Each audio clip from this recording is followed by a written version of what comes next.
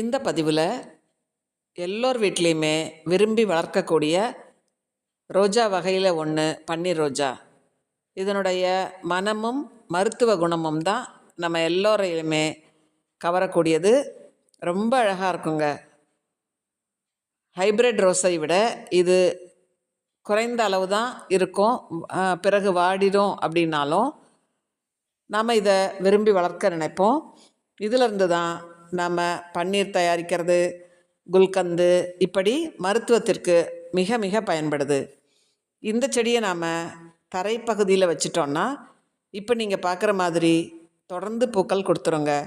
இதே செடியில் நிறைய பூக்கள் பூத்திருந்ததை நாம் ஏற்கனவே பார்த்தோம். கட் பண்ணி விட்டு இப்போது திரும்ப பூத்திருக்கு பாருங்கள். ஒவ்வொரு கிளையிலும் பூ இருக்கும். கொத்து கொத்தாக மொட்டுக்கள் வைக்கும். ரொம்ப அழகாக பூத்துரும். நல்ல வாசனையுடையதாக இருக்கிறதுனால நம்ம எல்லோருக்குமே பிடித்தமானதாக இருக்கும். இந்த செடி நீங்கள் வாங்கி வைக்கலாம். தொட்டிலையும் வளர்க்கலாம், நம்ம தரையிலையும் வளர்க்கலாம். தரையில் வளர்க்கும் பொழுது நமக்கு நிறைய பூக்கள் கிடைக்கும். தொட்டியில் வளர்க்கும் பொழுது ஓரளவுக்கு கிடைக்கும். இதை தொட்டியில் வைக்கிறதா இருந்தால் 1 பங்கு செம்மண், 1 பங்கு கொக்கோபீட், அரை பங்கு மணல், 1 கைப்பிடி வேப்பம் பிண்ணாக்கு கலந்த கலவையில் நீங்கள் தொட்டியில் வச்சிடலாம். தரையில் வைக்கும் பொழுது நீங்கள் அதிகமாக இந்த கலவை தேவைப்படாது. மண்புழு உரம் மட்டும் கலந்துட்டு வேப்பம் பிண்ணாக்கு 1 கைப்பிடி வச்சு இந்த செடியை நட்டுடலாம். எவ்வளோ அழகாக இருக்குது பாருங்கள். பார்க்கும் பொழுதே செடியில் ரொம்ப ரொம்ப அழகாக இருக்குது. உங்கள் வீட்லேயும் இந்த செடி வளர்த்துருங்க. கண்டிப்பாக நமக்கு பூக்களை தொடர்ந்து கொடுத்துக்கிட்டே இருக்கும். அதோடு அதிக உயரம் போகாமல் நம்ம கட் பண்ணி விடணும். கட் பண்ணி விட்டோன்னா மீண்டும் மீண்டும் தளிர்கள் வந்து கொத்து கொத்தாக மொட்டுக்கள் வைக்க ஆரம்பித்து பூக்க ஆரம்பிச்சிடும். இதற்கு உரமாக கடலை பிண்ணாக்கு கரைசல், மண்புழு உரம், எப்சம் சால்ட் இவற்றை மாற்றி மாற்றி உரமாக கொடுக்கலாம்.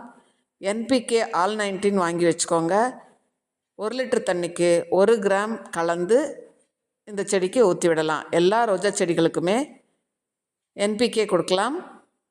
இந்த செடிக்கும் நீங்கள் கொடுக்கலாம். இப்படி தொடர்ந்து பராமரிப்பு கொடுக்கும் பொழுது நம்ம வீட்டில் அதிக அளவில் பன்னீர் ரோஜா பூத்துரும்.